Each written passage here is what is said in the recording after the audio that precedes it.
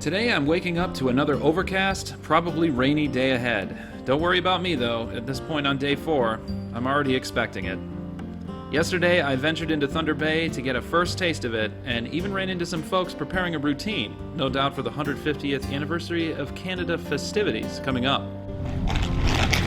For breakfast, I'm going to get something that's pretty popular on both sides of the border: Finnish pancakes. Finnish immigration to North America is kind of interesting because they seem to really like the Great Lakes region, no matter what country it was in. The people of Finland, also known as the Finns, are pretty unique by European standards. Their language group isn't a part of the Indo-European language family. Celtic, Romantic, Germanic, and Slavic languages are some of the major ones here in Europe, and Finnish isn't remotely related to any of them.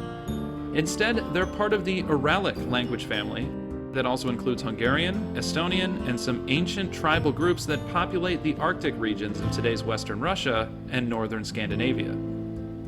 Finland's more recent written historical record begins with the Swedish conquest of Finland during a period called the Northern Crusades.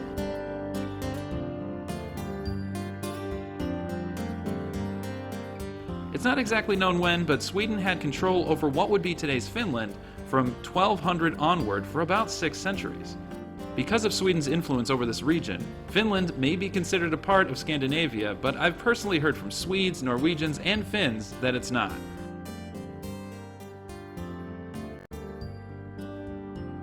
Finland belonging to Scandinavia is still a bit of a controversial claim. Then, in 1809, Russia and Sweden went to war, and the Empire of Russia took control of Finland for the next 100 or so years. During this time, during the 1800s and into the 20th century, Finnish immigrants settled in waves in the Upper Peninsula of Michigan, northern Minnesota, and the North Shores of the Great Lakes regions in Canada. The northerly climate and coniferous landscape was very similar to Finland, and the promise of land brought a lot of settlers. In episode 4, we went into a well-preserved Orthodox church in northern Minnesota that still survives from the influx of those first settlers during that period. The Finns on the Canadian side of the border were recruited by the Canadian Pacific Railway to help build the railroads, and from there, they established their communities. Finland, on the other side of the Atlantic, remained a part of Russia all the way up until World War I. During World War I, the Bolshevik Revolution happened. Russia erupted into civil war, bowed out of World War I, and communism took over Russia as it rebranded itself into the USSR, or Soviet Union. Finland, off to the west, took advantage of the chaos during the revolution and finally freed itself from Moscow's clutches, declared independence, and the newly freed Finns engaged into a civil war over who would rule over the newly freed Finland. In the Civil War, there were the Red and White Finns, the Red coming from labor and poorer backgrounds aligning with socialism and communism, and the middle and upper class White Finns being more conservative, wealthy, and landowning. It was also a proxy war with the Soviets assisting the Red Finns and the German Empire assisting with the White Finns. The end result was a victory for the White Finns, and many Red Finns emigrated to Russia or North America. The result of the Finnish Civil War brought a lot of Red Finns into the region I'm in now, many as political refugees, where they would use family connections to land themselves more comfortably in already established Finnish communities. They brought very little with them, but they did bring their socialist values.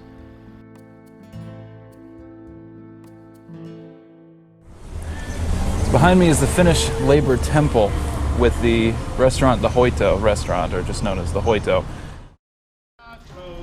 Spring is healing, winter blows on my brain, stubborn streak. The Finnish Labor Temple was the head of the Socialist Party here for the Finns during the turn of the century. Many of them ended up getting kicked out of their political parties because they didn't speak English or French. So it's very common to find people of that descent around here on both sides of the border. Finnish pancakes have been a thing that have been really central to the food around this area. Vince Schutte, who was feeding all those bears down in Minnesota, was feeding them Finnish pancakes, who apparently made them very well. So I had to try it for myself. Absolutely delicious. Yeah, good, delicious breakfast. Absolutely worth it. Finnish pancakes with real sugar. The Finnish communities of Canada would influence the politics of the region, where many would join social and political clubs, start up labor unions, and lead labor organizations. Finnish unions would hold considerable influence over the logging and mining industries of northern Ontario as well.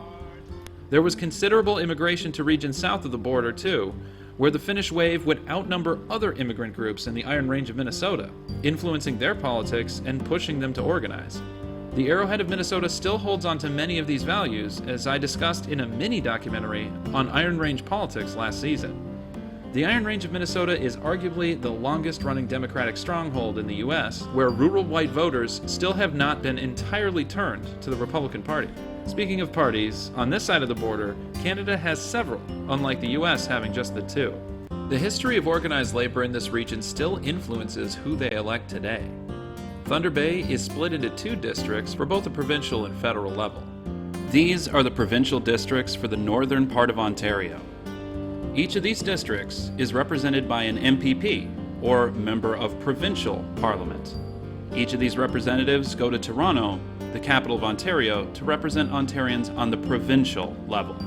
It's kind of like how states have their own representatives that go to their own capitals. This map shows Ontario's representation by party. You can see that the two districts that represent Thunder Bay are held by the Liberal and NDP parties. If you look at the history of the district's representation, you can see that the Liberal Party has held this region for quite some time. Even in years where Conservatives have done very well, such as recently, they have not been able to win elections in the Thunder Bay region. Then we have representation on the national level. Each of these districts are represented by an MP, or Member of Parliament. These guys go to Ottawa to represent Ontarians on the federal or national level. It's kind of like how the US has their own members of Congress that go to Washington, D.C. This map shows Ontario's federal representation by party. You can also see that the two districts that represent Thunder Bay are held by the Liberal Party as well. Looking into the history, we have only one Conservative MP that was actually a Liberal and Independent for a while. To balance it out, it also looks like they were represented by a Green Party MP that used to be an NDP. The basic gist of what I'm trying to show here is that just like the Arrowhead of Minnesota, just south of the border, the history of left-wing Northern European immigration to this region has impacted the politics of this region all the way into today. You can see that these districts have a long history of electing representatives from the Liberal and New Democratic parties. For reference to my American counterparts, the New Democratic Party in Canada would be the equivalent of your Democratic Socialist types like Senator Sanders of Vermont or Representative Ocasio-Cortez of New York. They're farther to the left than the Canadian Liberal Party is on financial issues. Thunder Bay still has the highest concentration of people of Finnish origin in Canada, and it is somewhat reflected in their electoral politics today, much like it is just south of the border. The politics of the Finnish waves of immigration generations ago still echo from the past into today.